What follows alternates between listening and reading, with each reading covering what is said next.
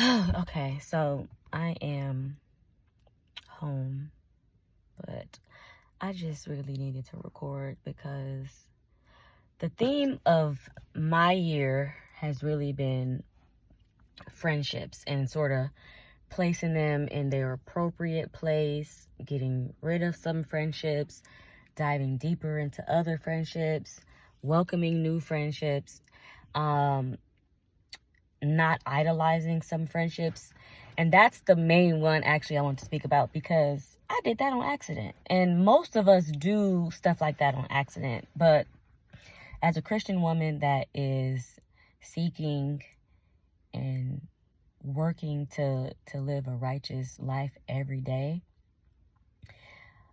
placing people and certain friendships in your life where they need to be is so important. And I didn't understand that until this year. I had this mentality that once we're friends forever. We're in this together. You can always count on me for whatever you need. I've put friends first many, many, many, many times. Too much, actually, to where they got used to it. They became accustomed to it. They became accustomed to me dropping everything and doing whatever.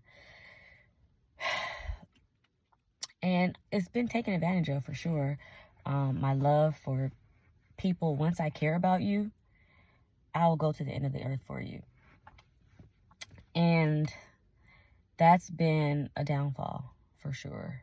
As an adult woman, that's been a great downfall that I wish I would have learned 20 years ago. But it's okay. I'm learning it now. I'm still young. So basically, what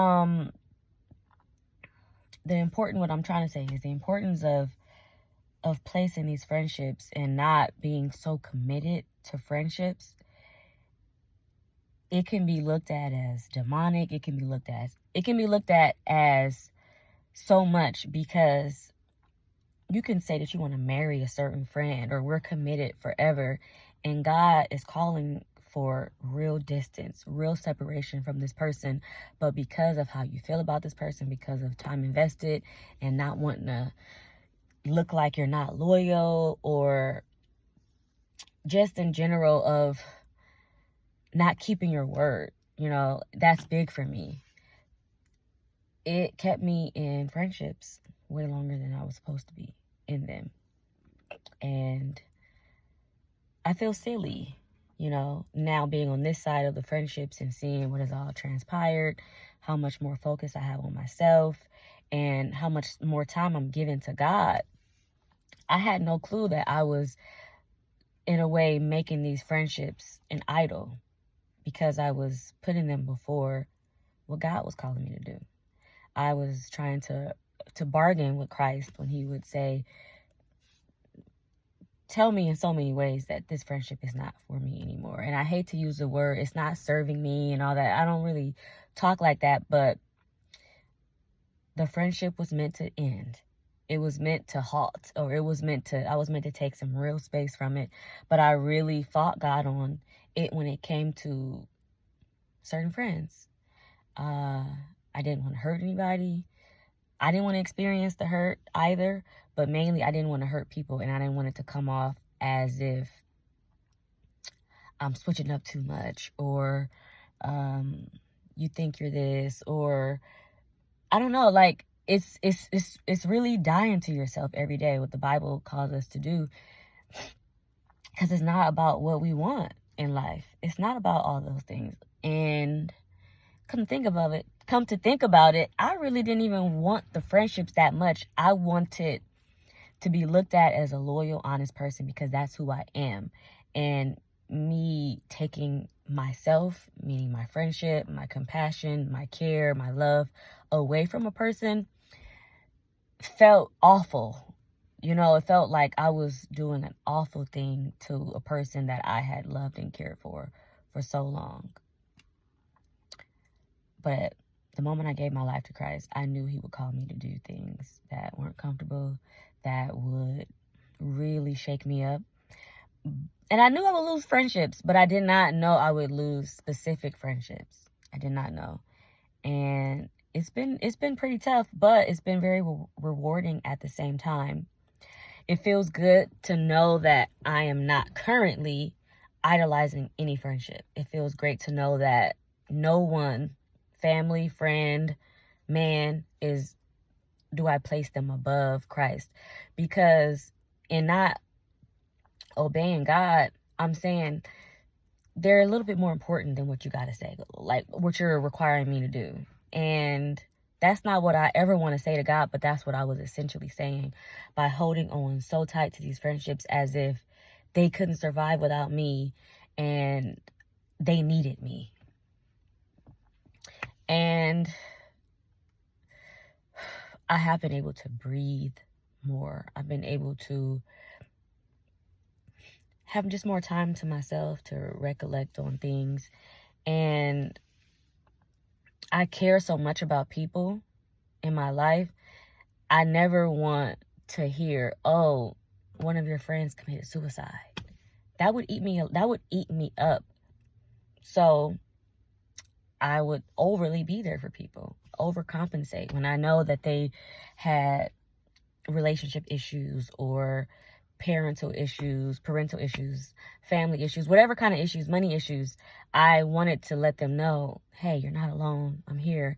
And I think that's great to do in friendships. Of course, that's the point of having a friend. But when God was calling me to not do that, I was doing it even more, hoping that God would like change his mind. Like, Lord, please just change your mind, because I don't feel comfortable getting rid of this friendship. This is so much time has been invested, so much love has been exchanged. God, why are you calling me to do this?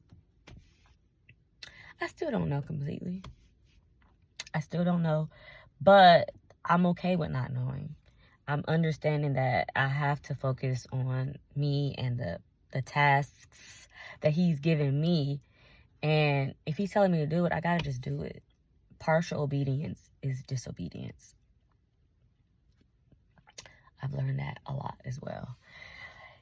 And in having partial obedience, heartbreak comes, and just, I've been haunted with dreams and nightmares and just so many things that's like, this could have probably been avoided had you just been obedient. But I digress. This is where I'm at now.